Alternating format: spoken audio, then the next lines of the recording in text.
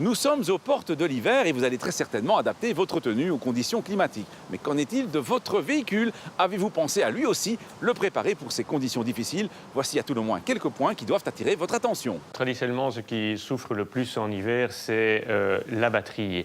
La batterie qui, aux environs de 0 degré par exemple, peut perdre jusqu'à 50% de sa capacité. Une batterie, ça peut se vérifier, ça peut se checker. On mesure la capacité de la batterie, on la remplace si nécessaire, de façon à passer un hiver sans aucun problème. Un deuxième point extrêmement important, ça concerne la vision. Et pour ça, évidemment, on utilise beaucoup les essuie-glaces. Les essuie-glaces souffrent aussi en hiver, ils souffrent des basses températures, ils doivent quelquefois racler un pare-brise qui est couvert de gel, et donc il est extrêmement important qu'ils soient tout à fait en bon état. Toujours en matière de sécurité et de visibilité, il est essentiel que les niveaux de lave-glace soient faits et que le lave-glace soit correctement complété par de l'antigel. Le risque, tout simplement, c'est de ne pas avoir une bonne visibilité ou alors que l'eau se fige à cause du gel dans le réservoir ou éventuellement lorsqu'elle est projetée sur le pare-brise.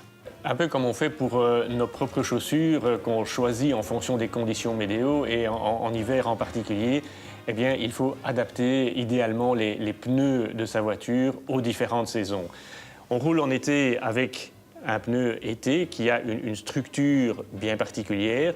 En hiver, par contre, le pneu est adapté. La structure change. On le voit ici, le pneu est fait de différentes lamelles qui vont assurer un meilleur grip.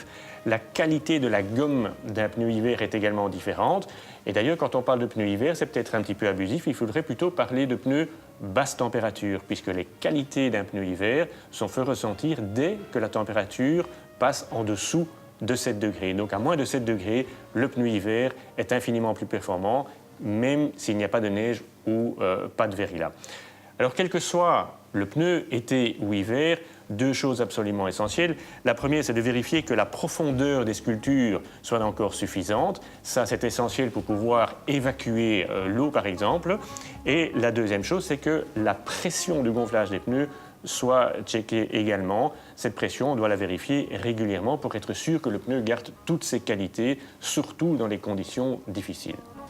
N'oubliez pas non plus d'emporter avec vous divers accessoires utiles. Pour commencer, un bon grattoir est essentiel en période hivernale pour enlever la glace qui s'est formée pendant la nuit. Notez qu'on vend aussi des bâches à placer sur le pare-brise avant et qui empêcheront la couche de glace de se déposer. Mais attention, ça ne protège pas toute la voiture.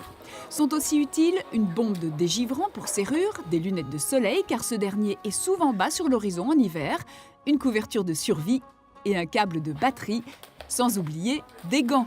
Car que ce soit lorsqu'il s'agit de dégivrer notre pare-brise ou de changer un pneu crevé, le froid extérieur peut bien vite devenir un calvaire lorsque l'on opère à main nue. Enfin, dernier conseil, si vous partez au ski, n'oubliez pas d'emporter des chaînes car les forces de l'ordre peuvent très bien vous obliger à les monter pour accéder à certains sommets enneigés. Mais si vous devez rester en Belgique, des pneus hiver feront très bien l'affaire. Y a-t-il une méthode pour quitter ou rejoindre son véhicule en stationnement du côté de la chaussée? Le code de la route ne prévoit rien de particulier à ce sujet, mais il est recommandé de faire en sorte d'avoir toujours bien en vue le trafic en approche. Et donc, quand vous quittez le véhicule, il vaut mieux rejoindre le trottoir en prenant la direction de l'arrière de celui-ci et inversement par l'avant du véhicule quand vous souhaitez le rejoindre. À la semaine prochaine et d'ici là, bonne route!